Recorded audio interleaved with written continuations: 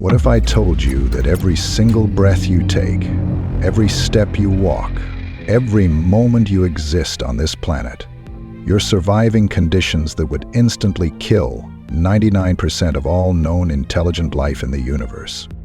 Right now, as you listen to these words, you're living on what alien civilizations classify as a Class 12 death world. That's not science fiction. That's not hyperbole. That's the cold, hard reality of what we call home. And for the next 20 minutes, I'm going to reveal the survival guide that's literally encoded in your DNA. The same principles that allowed your ancestors to conquer the most hostile planet in the known galaxy. The same instincts that make humans the most feared species among the stars. Because here's what most people don't realize. You're not just human. You're a deathworlder. And it's time you started acting like one. Picture this scenario. You're an alien scientist studying habitable worlds. You discover a planet where the surface temperature can swing from -40 to +50 degrees Celsius, where the atmosphere contains enough oxygen to fuel massive fires that can consume entire continents, where the weather systems regularly produce winds exceeding 300 kilometers per hour and electrical storms that could power entire cities. This planet experiences regular ice ages that last tens of thousands of years, volcanic eruptions that can block out the sun for decades, asteroid impacts that create extinction events. The surface is crawling with predators equipped with venom that can kill in minutes, teeth designed to crush bone, and hunting instincts refined over millions of years. Oh, and the dominant species? They have no natural armor, no claws, no fangs, no venom. They're relatively slow, physically weak compared to most predators, and their young are helpless for years. Any rational alien scientist would classify this planet as uninhabitable, a death world where complex life couldn't possibly evolve, let alone thrive. They'd be wrong, because that planet is Earth, and that supposedly weak, defenseless species conquered it so completely that they now consider it a garden paradise. That species is us, and today you're going to understand exactly how we did it. Let me tell you about the most terrifying predator that ever lived. It wasn't the saber-toothed tiger with its massive fangs. It wasn't the cave bear with its crushing strength. It wasn't even the pack-hunting wolves with their coordinated attacks.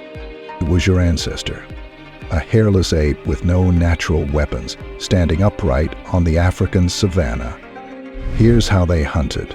They would identify their prey, let's say an antelope.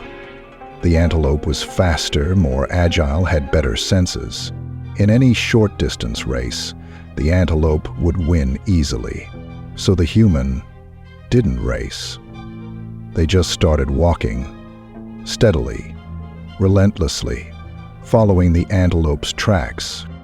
The antelope would sprint away, confident in its escape. But then, an hour later, there was the human again. Still walking, still following. The antelope would run again, the human would follow. This would continue for hours, sometimes days. Eventually, the antelope would collapse from exhaustion. The human would walk up and finish the job. This is persistence hunting, and it's the reason humans conquered Earth. We're not the fastest predators, we're not the strongest, but we are the most relentless. Your cardiovascular system, your ability to regulate body temperature through sweating, your efficient bipedal locomotion, these aren't accidents. They're the result of millions of years of evolution that turned you into the ultimate endurance predator. But here's what's really important. This same persistence is still in you today. Every goal you've abandoned, every dream you've given up on, every challenge that seemed too difficult, you quit too early. Your ancestors literally ran down animals 10 times their size by simply refusing to stop. That business you want to start but think is too risky, that skill you want to master but seems too complex, that relationship you want to build but requires too much effort, you're thinking like prey. Start thinking like a persistence hunter.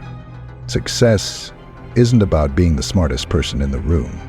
It's about being the last person standing when everyone else has given up. Here's what separates humans from every other species in the galaxy. When we encounter a problem, we don't just solve it, we turn it into an advantage. Consider this. Most plants develop toxins to prevent animals from eating them. It's a basic survival strategy. Other animals learn to avoid these plants or develop immunity over thousands of generations. Humans.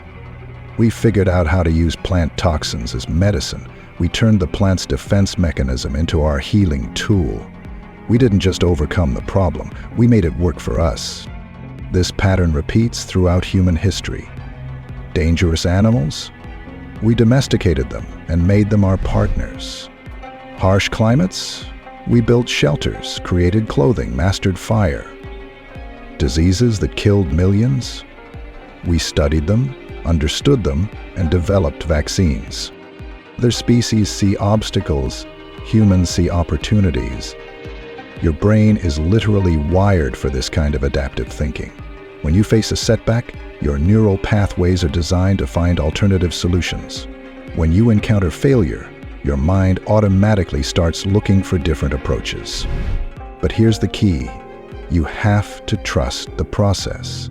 You have to resist the urge to see problems as permanent roadblocks and start seeing them as puzzles to be solved. Every challenge you're facing right now, financial difficulties, relationship problems, career obstacles, health issues, your ancestors faced worse and found ways through. That same adaptability is in your DNA right now. The question isn't whether you can overcome your current challenges. The question is, how will you turn them into advantages? Now we come to something that makes aliens absolutely baffled about humans, our capacity for pack bonding. We will risk our lives for complete strangers. We'll adopt anything as family. We form emotional connections with our tools, our vehicles, even our enemies. Other species see this as weakness. They're catastrophically wrong. Humans conquered Earth not as individuals, but as tribes. We shared knowledge, resources, and protection. We built civilizations by working together. And when survival was on the line, humans didn't just save themselves, they carried others with them. Think about every major human achievement. Landing on the moon required hundreds of thousands of people working in coordination. Defeating diseases required global cooperation, spanning decades. Building the internet required collaborative effort across continents and cultures. But pack bonding goes deeper than just cooperation. Humans will form emotional attachments with anything that shows loyalty or need. We have service dogs, therapy animals, emotional support companions. We name our cars, talk to our plants, and feel genuine grief when our tools break. This isn't sentimentality, it's survival strategy. By expanding our definition of pack, we create larger networks of support, protection, and resource sharing. Here's how you apply this principle. Stop trying to do everything alone. Your ancestors survived because they built communities. Identify your tribe, the people who share your values, your goals, your vision. Invest in those relationships. Support others, and let others support you. And remember, humans will pack bond with anything that demonstrates loyalty. Build that loyalty in your professional relationships, your personal connections, your community involvement. The strength of your pack determines the height of your potential. Let's address something that makes other species genuinely nervous about humans, our capacity for violence. But here's what they don't understand. Human aggression isn't mindless. It's controlled, directed, and incredibly effective. We're the only species that practices warfare as an art form. We study it, refine it, teach it. We can go from peaceful cooperation to lethal force in seconds, then back to peaceful cooperation just as quickly. But the most important aspect of human aggression isn't the violence itself, it's the control.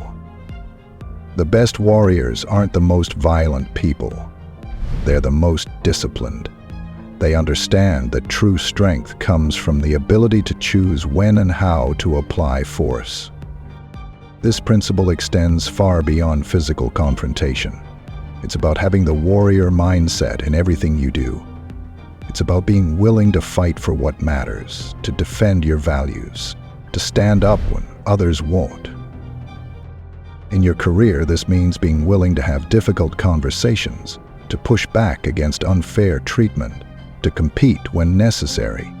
In your personal life, it means setting boundaries, protecting your time and energy, refusing to accept less than you deserve. The warrior mindset isn't about being aggressive, it's about being formidable. It's about carrying yourself in a way that communicates strength, competence, and resolve.